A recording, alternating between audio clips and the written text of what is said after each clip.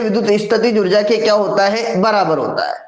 विभिन्न आवेशों को एक दूसरे के नजदीक लाकर निकाय बनाने में जो कार्य किया जाता है वह विद्युत स्थितिज ऊर्जा के बराबर होता है।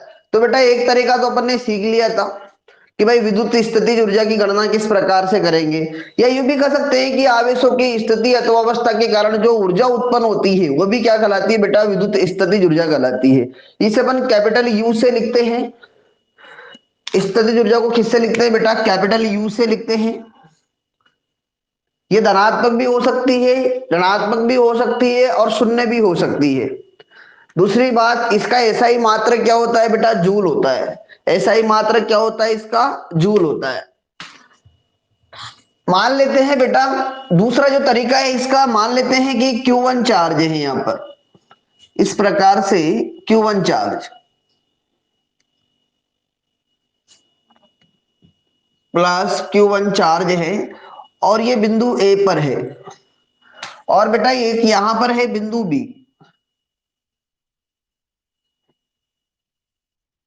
और इन दोनों के बीच की दूरी है बेटा आर।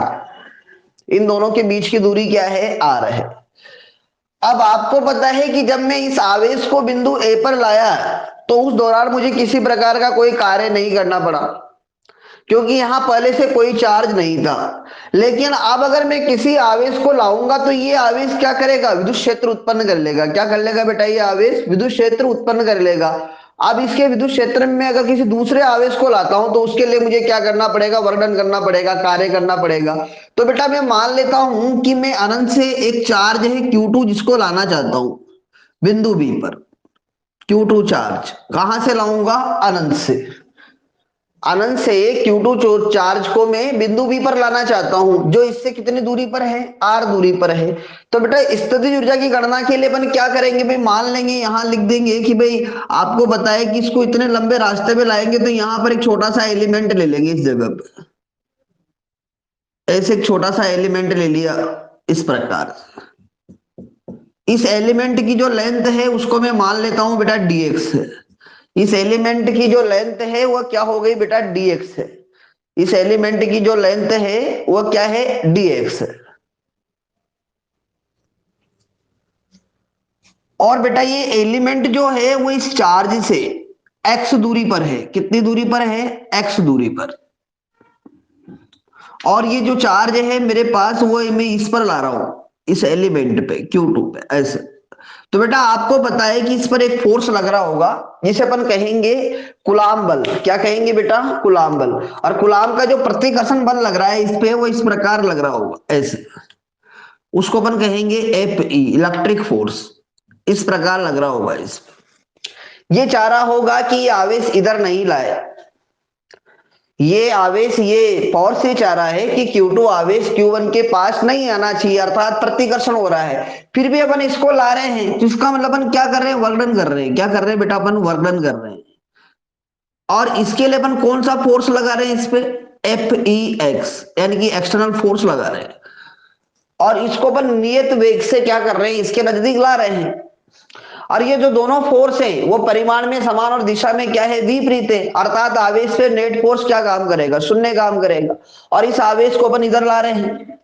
तो इसका मतलब अगर मैं आपसे कहूं कि अल्पांश पर जो Q2 चार्ज है इन दोनों के बीच में बल लगेगा, तो यहां पर अपन क्या लिखेंगे कि कुलाम के नियम अनुसार, सबसे पहले तो अपन क्या लिख देंगे, कुलाम के नियम अनुसार।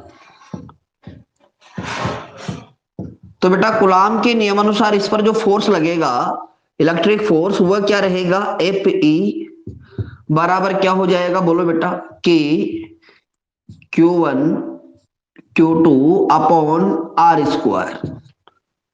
और इसकी दिशा रहेगी बेटा इस प्रकार, आर यूनिट वेक्टर। इस प्रकार की दिशा रहेगी इस फोर्स की, त्रिज्य दिशा में। इस यानी कि कहने का मतलब इसकी दिशा इधर रहेगी, यानी कि आर का एकांक सदिश है। इस दिशा में क्या रहेगा बेटा, बल रहेगा। इसको अपन समीकरण 1 का नाम दे सकते हैं। अब बेटा आवेश को आप अल्पांश पर ला रहे हो तो बेटा यहां पर आप कार्य लिखोगे तो कार्य क्या आ जाएगा, dw बराबर किसके द्वारा कार्य किया जाएगा, तो यानी कि दो फोर्स है आपके पास, एपीई वेक्टर डॉट डीएक्स वेक्टर, अल्पांश विस्थापन और साथ में इलेक्ट्रिक फोर्स। तो बेटा यहां पर तुम देखो कि ये दोनों फोर्स क्या है, ये जो दोनों फोर्स है परिमाण में समान और दिशा में क्या है विपरीत। तो चाहो तुम एक्सपेक्शनल को लगाओ भी मत, यहां पर कोई जरूरी नहीं है। एपी इधर लग रहा है और इधर विस्थापन हो रहा है, इसका मतलब अपन चाहे तो यूं लिख सकते हैं यहां पर कि भाई इन दोनों के बीच का जो कोण है वो कितना है, थीटा बराबर कितना है बेटा 180 डिग्री। कितना है थीटा बराबर 180 डिग्री। थीटा बराबर क्या है बेटा 180 डिग्री है। अगर मैं इनके मान को यहां रखूं तो थीटा बराबर क्या है 180 डिग्री है। तो चाहे तो अपन इसका मैग्नीट्यूड लिख लेंगे या फिर इसको वेक्टर फॉर्म में लिखना चाहते तो अपन ऐसे भी कर सकते हैं कि भाई डी डब्ल्यू बराबर क्या हो जाएगा, एपी का मान समीकरण 1 से लिखेंगे इसमें, समीकरण 1 से। तो बेटा ये क्या हो जाएगा आपके पास यहां पर डी डब्ल्यू बराबर हो जाएगा के Q1 Q2 upon are square. और बेटा ये क्या हो गया आर यूनिट वेक्टर और ये क्या हो गया डीएक्स वेक्टर, ऐसा हो जाएगा। और बेटा यहां पर यूं कहेंगे कि आर यूनिट वेक्टर और डीएक्स वेक्टर, अगर मैं इसको सोल्व करूं तो बेटा ये हो जाएगा, इसका परिमाण तो हो गया एक, ये बल की दिशा में इकाई सदिश से, ध्यान रखना किसकी दिशा में, बल की दिशा में, और विस्थापन सदिश इधर है आपका। इसका मतलब इन दोनों के बीच का कोण कितना है 180 डिग्री है। तो मैं यहां पर लिख सकता हूं एक, और ये क्या हो गया बेटा डीएक्स, और बीच का एंगल कितना हो गया कोस 180 डिग्री। अर्थात यहां से यूं कहा जा सकता है कि तो एक हो ही गया, तो R unit vector dot dx बराबर हो गया माइनस का क्या आ जाएगा डीएक्स, ऐसा कर लेंगे। देखो अलग अलग तरीके होते हैं बहुत सारे, यहां पर ही माइनस ले लेते हैं, ठीक है ना, बल का मैग्नीट्यूड उपयोग में ले लेते हैं। अगर मैंने बल को सदिश रूप में लिया है तो मैं यहाँ पर एज इट इज रख दूंगा, बल का जो दिशा है वो इधर है, इस पर प्रतिकर्षण बल इधर लग रहा है तो आर यूनिट वेक्टर की डायरेक्शन इधर होगी और डीएक्स अपन ला इधर रहे हैं। इसका मतलब इन दोनों के बीच का कोण कितना रहेगा 180 डिग्री। आपको पीडीएफ में जिस प्रकार से सुटेबल लग रहा है उस हिसाब से चेक कर लेना इसको। अब इसके बाद में देखो, तो बेटा डी डब्ल्यू बराबर क्या हो गया, डी डब्ल्यू बराबर हो जाएगा आपके के Q1 Q2। अच्छा यहां पर जो फोर्स आएगा तो उसकी जो डिस्टेंस आएगी बेटा यहां पर x दूरी पर है ना, तो बल एक्स स्क्वायर लिखना, तुम क्या लिखना है इसको एक्स स्क्वायर, और यहां पर भी क्या आएगा बेटा एक्स स्क्वायर आएगा, एक्स स्क्वायर, सॉरी मैं भूल गया था इसको, एक्स स्क्वायर आएगा। तो बेटा यहां पर क्या हो जाएगा ये एक्स स्क्वायर, और यहां पर क्या आ गया बेटा ये माइनस का dx। तो यहां पर डी डब्ल्यू बराबर क्या हो गया माइनस के Q1 Q2 upon x square, और ये क्या हो गया बेटा dx। अब आवेशों को तुम कहां से ला रहे हो, इस आवेश को अनंत से ला रहे हो, और कितनी दूरी पर लाना है बी बिंदु पर लाना है, यानी कि आर पे। यानी कि इस आवेश से पहले कितनी दूरी पर था ये अनंत पे, और बाद में इसको आप कहां पर लिया है बी पर लिया है। पहले ये कहां पर था अनंत पे था, और बाद में इसको आप किस पे लिया है बी पर लिया है। तो यानी कि बी पर लाए तो दूरी कितनी है आर, और पहले कितनी थी अनंत। तो यहां पर कुल कार्य डब्ल्यू कितना हो जाएगा, तो यहां लिख देंगे W बराबर इंफिनिटी टू क्या लिख देंगे R, और बेटा ये हो जाएगा माइनस के Q1 Q2 upon x square, और ये हो गया बेटा dx, ऐसा कर ले। यहां से कांस्टेंट भौतिक राशियों को बाहर निकाल देंगे तो बेटा बाहर निकल जाएगा माइनस के Q1 Q2, इनको बाहर निकाल दिया तो इसमें क्या बचेगा इंफिनिटी टू R, और ये बचेगा बेटा 1 अपॉन एक्स स्क्वायर, और ये हो गया dx, ऐसा कर ले। ऐसे समाकलन अपन ने 3-4 बार कर लिए तो लगभग आप लोगों को याद हो गई होंगी बढ़िया। तो W बराबर कितना आएगा बेटा माइनस के Q1 Q2। अच्छा इसका समाकलन आप लोगों को बता रखा है मैंने, कितना होता है -1 अपॉन एक्स, और ये हो गया infinity to R। 1 upon x square का समाकलन याद रखिए बेटा क्या होता है -1 अपॉन एक्स होता है, क्या होता है इसका समाकलन -1 अपॉन एक्स होता है।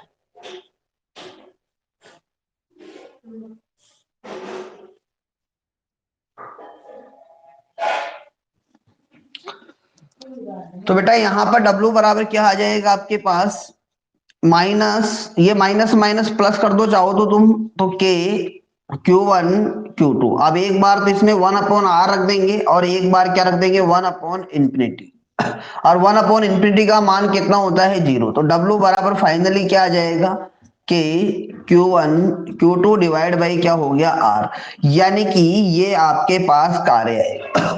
क्या आएगा बेटा, ये कार्य आएगा। और ये जो कार्य किया जाएगा वो इस निकाय में स्थितिज ऊर्जा के रूप में संचित होगा। ये जो आप कार्य कर रहे हो, ये कार्य इस निकाय में विद्युत स्थितिज ऊर्जा के रूप में क्या हो जाएगा बेटा, संचित हो जाएगा। अर्थात अपन यहां से यूं कह सकते हैं कि U बराबर कितना होगा, W। U बराबर कितना आ जाएगा, W आ जाएगा। तो यहां से ये कहा जा सकता है कि U जो रहेगा आपके पास वो क्या हो जाएगा, के Q1 Q2 डिवाइड बाई क्या हो जाएगा, R हो जाएगा। ये जो कार्य करोगे वो इस निकाय में विद्युत स्थितिज ऊर्जा के रूप में क्या होगा, संचित होगा। ठीक है ना बेटा, तो ये तरीका है। अच्छा, अगर मान लो कि इनमें से एक आवेश अगर नेगेटिव होता तो स्थितिज ऊर्जा का मान क्या होता है, फिर ऋणात्मक आता। ये दोनों चार्ज पॉजिटिव थे, इसलिए स्थितिज ऊर्जा का मान क्या आया बेटा, धनात्मक आया। ये चीज ध्यान रखनी है। अगर इनमें से एक चार्ज अगर नेगेटिव होता तो फिर आपके पास स्थितिज ऊर्जा का मान क्या आता, फिर बेटा यहाँ पर ऋणात्मक आता। अब दोनों चार्ज पॉजिटिव इसलिए धनात्मक है। अब ये बात मैंने आपको कल भी समझाई थी, फिर मैं रिपीट कर रहा हूं कि यदि अगर आप सिस्टम पर कार्य कर रहे हो, किस पर कार्य कर रहे हो, सिस्टम पे, तो इसका मतलब आप परिवेश हुए और सिस्टम, तो आप अगर सिस्टम पे कार्य कर रहे हो तो ऐसी स्थिति में स्थितिज ऊर्जा पॉजिटिव आएगी। और सिस्टम अगर खुद कार्य कर रहा है तो स्थितिज ऊर्जा क्या आएगी, नेगेटिव आएगी। तुम चेक करके देख सकते हो। अगर मैं इसकी जगह अगर नेगेटिव चार्ज रखता तो क्या मुझे कार्य करना के पड़ता कि इसको ले जाने के लिए, स्वयं ही जा रहा था फिर तो आराम से। मुझे तो और रोकने की कोशिश करनी पड़ती, फिर तो बल लगाना पड़ता। ठीक है ना। तो यानी कि अगर ये खुद कार्य करेगा, सिस्टम कार्य करेगा, तो ऐसी स्थिति में स्थितिज ऊर्जा ऋणात्मक आएगी। और अगर मान लो सिस्टम पर कार्य किया जाएगा तो ऐसी स्थिति में स्थितिज ऊर्जा का मान क्या आएगा बेटा, धनात्मक आएगा। ये चीज आपको ध्यान रखनी है। तो बेटा अगर सजातीय आवेशों के लिए स्थितिज ऊर्जा क्या रहेगी, धनात्मक रहेगी। विजातीय आवेशों के लिए स्थितिज ऊर्जा क्या रहेगी, ऋणात्मक रहेगी। अगर दो सजातीय आवेश है तो ऐसी स्थिति में सिस्टम को अपन स्वतंत्र सिस्टम बोलते हैं, मुक्त निकाय। क्या कहते हैं बेटा, मुक्त निकाय। और अगर मान लो एक पॉजिटिव है और एक नेगेटिव है तो उसे अपन कहेंगे बंधित निकाय। क्या कहेंगे बेटा, उसे बंधित निकाय या क्लॉज सिस्टम। क्योंकि वो चार्ज दूर जाना नहीं चाहेंगे, एक दूसरे के पास आना चाहेंगे। ठीक है ना। तो सिस्टम इसमें दो प्रकार से अपन कर सकते हैं, स्वतंत्र निकाय क्या रहेगा और बंधित निकाय क्या रहेगा। स्वतंत्र निकाय में दोनों चार्ज क्या रहेंगे, पॉजिटिव रहेंगे।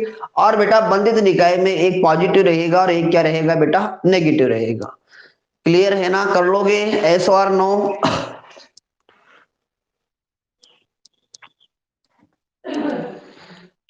आ जाएगा।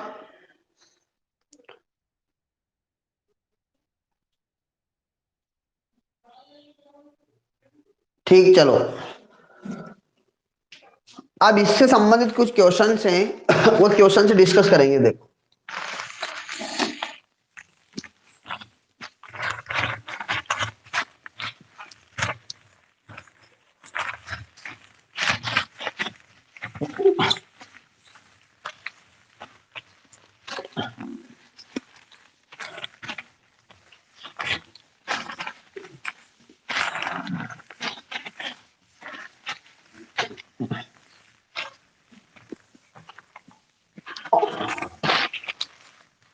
देखो बेटा, कोई भी अगर त्रिभुजाकार निकाय बनाना है तो उसके लिए बेटा किस प्रकार से स्थितिज ऊर्जा होती है त्रिभुजाकार निकाय के लिए। मान लेते हैं ये आपके पास कोई त्रिभुजाकार निकाय जिसकी तीन भुजाएं हैं ऐसे।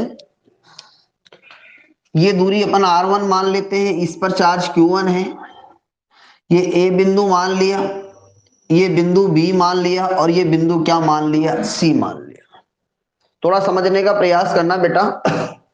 देखो मैं आपसे कहूं कि बिंदु ए पर मैं किसी चार्ज को लाता हूं, सबसे पहले बिंदु ए पर अगर मैं किसी चार्ज को लाता हूं, इसमें थ्योरी भी लिखवा रखी मैंने हाथ में PDF में, और तुम्हें समझा भी रखा है। अगर मैं बिंदु ए पर अगर किसी चार्ज को लाता हूं Q1 को, तो मुझे कोई कार्य नहीं करना पड़ेगा, क्योंकि पहले से यहाँ कोई चार्ज नहीं है और न ही कोई इसका विरोधी है और न ही कोई विद्युत क्षेत्र है। इसका मतलब मेरे पास पहली स्थिति में अगर वर्णन देखूं मैं, तो बेटा W1 बराबर मेरे पास क्या आएगा, 0 आएगा। यानी कि अगर मैं Q1 चार्ज को अगर बिंदु ए पर लाता हूं, तो इस स्थिति में किया गया कार्य मेरे पास क्या रहेगा, शून्य रहेगा, क्योंकि मुझे कोई कार्य नहीं करना पड़ेगा।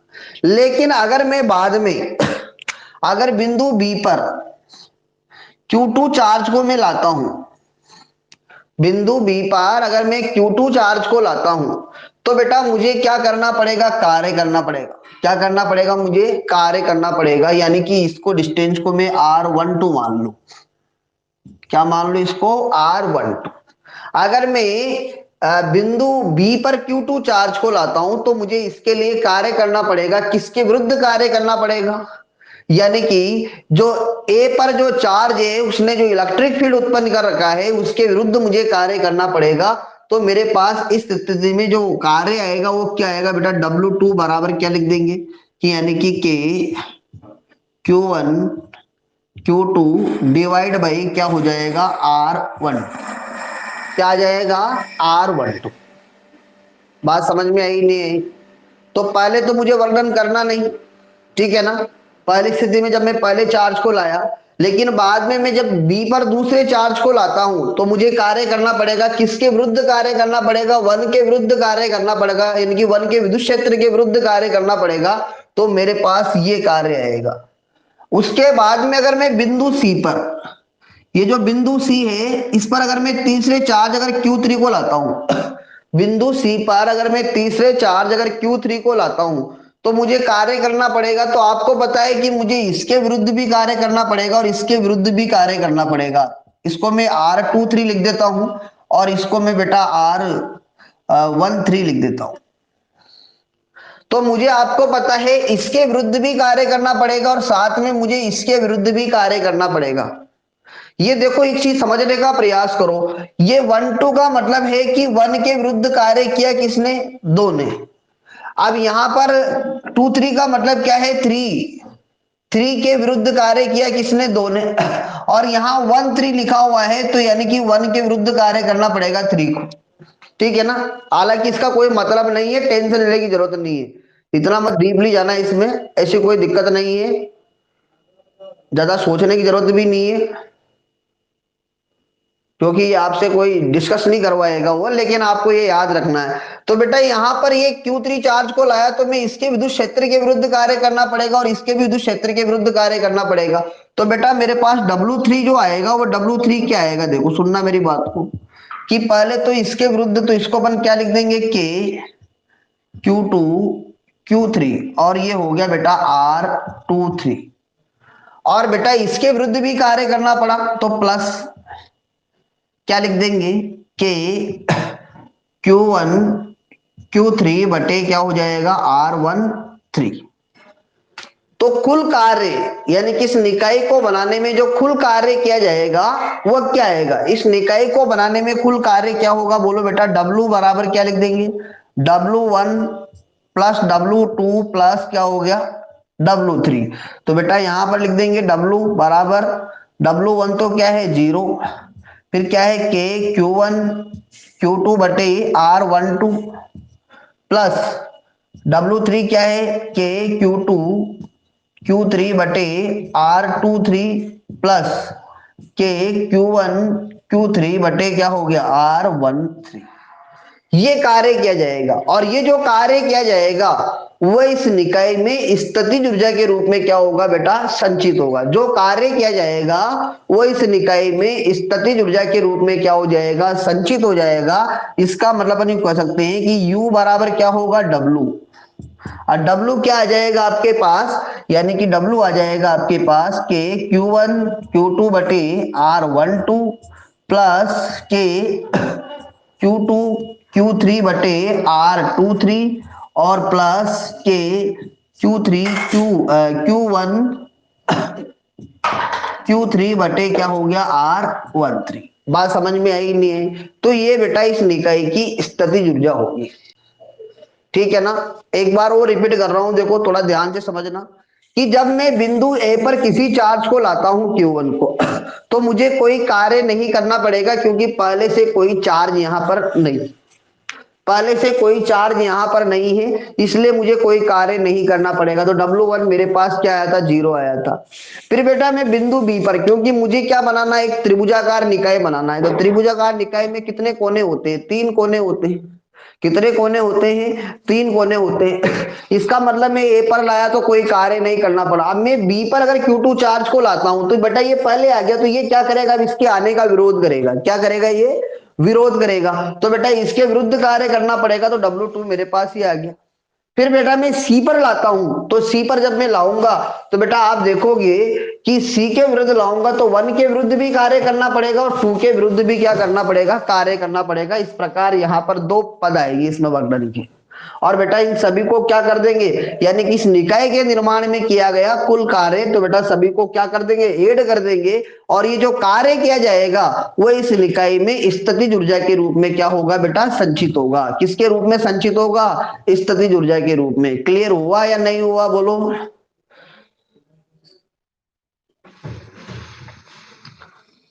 अच्छा कभी कभी क्या होता है, जब क्वेश्चंस करते हैं तो बेटा मान लेते हैं कि एक समबाहु त्रिभुजाकार निकाय है, उसकी स्थितिज ऊर्जा बताइए। सुनना मेरी बात को ध्यान से, तो उसमें ज्यादा खोपड़ा मत लगाना। ये क्यू चार्ज रहेंगे, इसके तीनों शीर्षों पर समान चार्ज है और आपसे पूछा है कि स्थितिज ऊर्जा बताओ।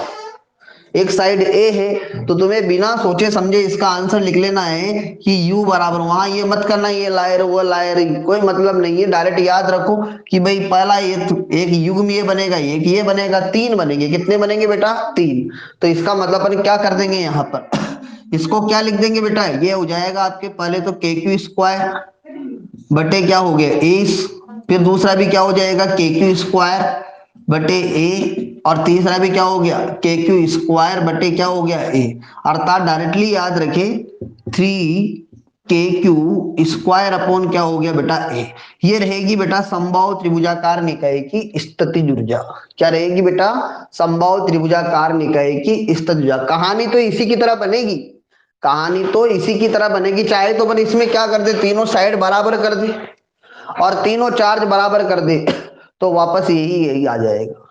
ठीक है ना। अब त्रिभुजाकार तो कोई सा भी ट्राइंगल हो सकता है, उसकी साइडें अलग अलग भी हो सकती है। समबाहु त्रिभुज के लिए तीनों साइड्स बराबर रहेगी, तो चाहते तो अपन इनमें R12 R23 R1 को क्या कर देते, बराबर कर देते, तो समबाहु त्रिभुज हो जाता। और अगर चार्ज को भी बराबर कर देते तो ये आ जाता, नहीं तो फिर आपके पास Q1 Q2 Q2 Q3 और Q3 Q1 आ जाता कोष्टक बना के। कर लोगे बेटा इस प्रकार का क्वेश्चंस। और देखते हैं, देखो तो ये तो था बेटा त्रिभुजाकार निकाय। अब अगर मैं वर्गाकार निकाय की बात करता हूं तो उसको कैसे बनाएंगे, देखो उसको भी समझते हैं अपन। वर्गाकार निकाय के लिए स्थितिज ऊर्जा ज्ञात करें।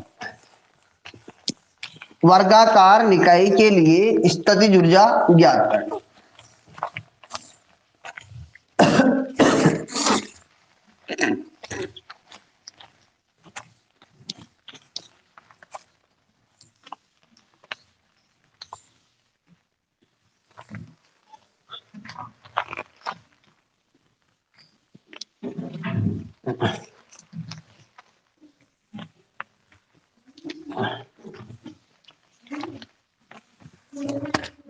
देखो वर्गाकार निकाय के लिए स्थितिज ऊर्जा ज्ञात करने के लिए अपन क्या करेंगे, एक वर्ग बना लेंगे बेटा इस पर, ऐसा ऐसा एक वर्ग है इस प्रकार का। आपको पता है कि इसमें 4 कोने होते हैं। कितने होते हैं, 4 कोने। इसको मैं ए मान लेता हूं, इसको बी मान लेता हूं, इसको सी मान लेता हूं, इसको डी मान लेता हूं। और बेटा ये जो इसकी एक साइड है उसको मैंने ए मान लिया। क्या मान लिया, एक साइड को ए। इसका मतलब अगर मैं एक साइड को ए मानता हूं तो इसका मतलब सभी साइड्स क्या रहेगी, इसकी ए रहेगी, क्योंकि ये वर्ग है और वर्ग की चारों भुजाएं क्या होती है, बराबर होती है। अच्छा मैं क्या करूंगा, सबसे पहले एक Q1 चार्ज को मैं यहां लाऊंगा बिंदु ए पर। सबसे पहले मैं Q1 चार्ज को कहां पर लाऊंगा, बिंदु ए पर लाऊंगा। तो आपको पता है यहां पहले से कोई चार्ज नहीं है, यहां पहले से कोई चार्ज नहीं है, इसका मतलब मुझे कोई कार्य नहीं करना पड़ेगा, अर्थात पहली स्थिति में W1 मेरे पास क्या आएगा, जीरो आएगा। क्या आएगा बेटा, W1 जीरो आएगा। पहली स्थिति में W1 मेरे पास क्या आ जाएगा बेटा, जीरो आएगा, क्योंकि मुझे कोई कार्य नहीं करना पड़ेगा। ठीक, फिर बेटा मैं उसके बाद में बिंदु बी पर, इस बिंदु बी पर मैं Q2 चार्ज को लाता हूं। किसको लाता हूं, बिंदु बी पर Q2 चार्ज को। अब अगर मैं बिंदु बी पर Q2 चार्ज को लाता हूं तो आप देखोगे कि मुझे इसके विरुद्ध क्या करना पड़ेगा, कार्य करना पड़ेगा। और आपको पता है कि ये ध्यान रखना, इसके विरुद्ध यानी कि इन दोनों आवेशों को मिलाने वाली जो लाइन है उसके अकॉर्डिंग ही क्या लगता है, विद्युत बल लगता है। तो इसके विरुद्ध क्या करना पड़ेगा, कार्य करना पड़ेगा। तो बेटा मैं यहां पर लिख दूंगा कि W2 बराबर हो जाएगा मेरे पास, क्या आएगा, के Q1 Q2 बटे, बीच की दूरी कितनी आएगी, इसमें a आ जाएगी। बात समझ में आई नहीं आई, पहली बात। दूसरी बात हो गई, पहले तो कोई कार्य नहीं करना पड़ा। अब अगर बिंदु बी पर Q2 चार्ज लाए तो बेटा इसके लिए क्या करना पड़ेगा, इसने विद्युत क्षेत्र उत्पन्न कर लिया था, अर्थात इसने अपना प्रभाव क्षेत्र बना लिया था। अब इसके प्रभाव क्षेत्र में अगर अपन दूसरे चार्ज को लाते हैं तो उसके लिए अपने को क्या करना पड़ेगा, कार्य करना पड़ेगा। तो बेटा कितना कार्य करना पड़ेगा, W2। फिर बेटा क्या करते हैं, अब बिंदु सी पर, बिंदु सी पर अगर मैं Q3 चार्ज को लाता हूं, बिंदु सी पर अगर मैं Q3 चार्ज को लाता हूं यहां, तो कहां से लाऊंगा, अनंत से। यूं नहीं, कहां से लाएंगे बेटा, ये चार्ज अनंत से लाएंगे। कहां से लाएंगे, ध्यान रखना, कहां से लाएंगे बेटा, अनंत से लाएंगे। तो बेटा आपको पता है कि इस Q3 चार्ज को जब मैं यहां लाता हूं तो मुझे किस किस के विरुद्ध कार्य करना पड़ेगा, इसके विरुद्ध भी कार्य करना पड़ेगा और इसके विरुद्ध भी क्या करना पड़ेगा, कार्य करना पड़ेगा। तो बेटा इसके विरुद्ध कार्य करने के लिए मुझे ये साइड चाहिए। तो ये साइड कितनी हो जाएगी इसमें, बोलो ये साइड कितनी हो जाएगी बेटा, √2a, वर्ग का विकर्ण। भुजा का कितना होता है, √2 गुना होता है। वर्ग का विकर्ण भुजा का कितना होता है, √2 गुना होता है। तो बेटा मैं जब Q3 चार्ज को लाता हूं तो बेटा यहां पर कार्य कितना करना पड़ेगा, देखो W3 बराबर, इसके विरुद्ध कार्य करना पड़ेगा। तो यहां लिख देंगे K Q2 Q3 और A, और साथ में इसके विरुद्ध भी कार्य करना पड़ेगा।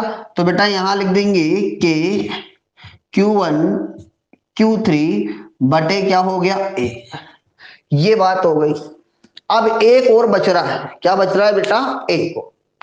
अब डी पर अगर मैं +Q4 चार्ज को लाता हूं, किस पे, डी पर, +Q4 चार्ज को अगर मैं डी पर लाता हूं तो बेटा आप देखोगे कि अब मुझे किस किस के विरुद्ध कार्य करना पड़ेगा, इसके विरुद्ध भी कार्य करना पड़ेगा, इसके विरुद्ध भी कार्य करना पड़ेगा और इसके विरुद्ध भी। यानी कि पहले तो मुझे किसी को मनाना ही नहीं पड़ा।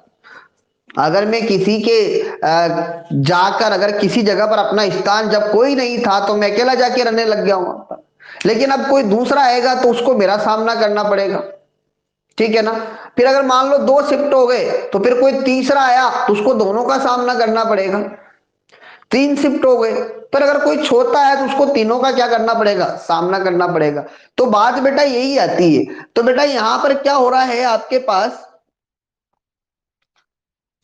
देखो तो बेटा आप क्या करोगे, अब Q4 को लाओगे तो आपको पता है Q4 के कितने विरोधी रहेंगे, ये विरोधी रहेगा, ये विरोधी रहेगा, ये विरोधी रहेगा। इसका मतलब हम लिखते हैं इसको, देखो क्या लिखेंगे भाई, W3 वर्क डन क्या आएगा, W3 बराबर क्या हो जाएगा, के, पहले तो लिख देते हैं बेटा यहां पर के Q1 Q4 बटे क्या हो गया, A। फिर बेटा क्या लिख देंगे, के Q2 Q4 बटे क्या हो गया, तो ये दूरी चाहिए अपने को, क्या चाहिए बेटा, ये दूरी, यानी कि √2a 24 के लिए। तो बेटा ये √2a हो जाएगी। अच्छा यहां पर भी बेटा ये √2a होगी, मैं भूल गया था, कितनी आएगी, ये √2a आएगी। और बेटा फिर क्या है आपके पास, के Q3 और ये क्या हो गया, Q4 बटे क्या हो गया, A। तो इस प्रकार बेटा 4 टर्म्स बने। कितने टर्म्स बने, तो बेटा इस निकाय के निर्माण में कुल कार्य, तो कुल कार्य क्या आएगा, W बराबर W1 plus W2 plus W3 plus W4, अर्थात कुल कार्य आपके पास हो जाएगा कि Q1 Q2 बटे ए के Q2 Q3 बटे ए के Q1 Q3 बटे √2a, ठीक, और प्लस के Q1 Q4 बटे ए प्लस के Q2 Q4 बटे √2a प्लस के Q3 Q4 बटे ए। तो कितने पद हो जाएंगे टोटल? 6 पद हो जाएंगे। कितने हो जाएंगे बेटा? 6 पद हो जाएंगे। और ये जो कार्य किया जाएगा वो इस निकाय में स्थितिज ऊर्जा के रूप में संचित होगा। तो यहां लिख देंगे बेटा U बराबर क्या हो जाएगा? W। जो कार्य किया जाएगा वो इस निकाय में स्थितिज ऊर्जा के रूप में क्या हो जाएगा? संचित हो जाएगा। तो बेटा यहां पर U बराबर क्या हो जाएगा? देखो कि K Q1 Q2 बटे ए, फिर बेटा यहां पर क्या होगा? K Q2 Q3, K Q2 Q3 बटे ए के Q1 Q3 बटे √2a प्लस के Q1 Q4 बटे ए और प्लस के Q2 Q4 बटे √2a और बेटा के Q3 Q4 बटे क्या हो गया? ए। ऐसा हो जाएगा। कितने टर्म्स हो गए टोटल? 6 टर्म्स हो गए। कितने हो गए बेटा? 6 टर्म्स। अब इसमें अगर मैं यूं कह देता, इसमें कुछ कंडीशंस बना देता, जैसे भी तुमसे कह देता कि इसमें कांस्टेंट क्या आ रहा है, तो कांस्टेंट को मैं मान लेता हूं इसमें कि मैंने मान लिया है इफ कि Q1 बराबर Q2 बराबर Q3 बराबर Q4, ये चारों चार्ज आपस में बराबर हैं और इसको मैं क्या मान लेता हूं? Q मान लेता हूं। अगर ऐसा मान लिया जाए, माना कि चारों ही चार्ज आपस में क्या है बेटा? बराबर है, तो बेटा फिर आपके पास U कितना आ जाएगा? चारों चार्ज बराबर हो जाएंगे तो बेटा ये क्या हो जाएगा? के क्यू स्क्वायर। तो कितने पद बनेंगे? ऐसे 4 बनेंगे। एक तो ये बन जाएगा, एक ये बन जाएगा, एक ये बन जाएगा, एक ये बन जाएगा। तो बेटा चारों सेम रहेंगे तो मैं लिख दूंगा 4 KQ² बटे क्या हो गया? ए। और बेटा ये कितने बनेंगे? ये 2 बन जाएंगे, यानी कि KQ² बटे क्या हो गया? √2a। 2 बनेंगे ये, ऐसा हो जाएगा। सोल्व करेंगे बेटा इसको तो U बराबर ये √2 से कितनी बार कट जाएगा? √2 बार। तो बेटा ये आ जाएगा आपके 4 प्लस √2 और KQ² अपॉन क्या हो गया? A। और बेटा हम ये जानते हैं कि √2 का मान कितना होता है? √2 का मान होता है 1.414। इसको जोड़ेंगे तो बेटा ये आएगा 5.414 KQ² अपॉन ए। बहुत सी बार डायरेक्टली इसको पूछा जाता है, इसलिए ध्यान रखें। एक वर्ग है, उसके चारों शीर्षों पर बेटा समान परिमाण के Q चार्ज है, उसकी स्थितिज ऊर्जा बताइए। क्या बताइए? उसकी स्थितिज ऊर्जा बताइए। तो बेटा ये याद रखे डायरेक्टली। बात समझ में आई नहीं? अच्छा, इसमें ये ध्यान रखना अगर कोई चार्ज नेगेटिव है तो पद नेगेटिव भी हो जाएंगे, जरूरी नहीं कि हमेशा पॉजिटिव ही रहे। ठीक है ना? क्लियर हुआ या नहीं हुआ?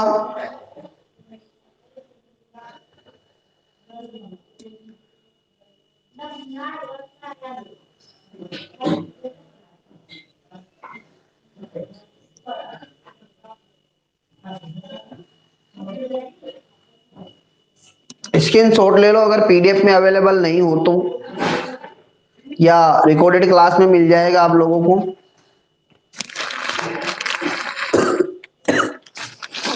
मिटा दूं?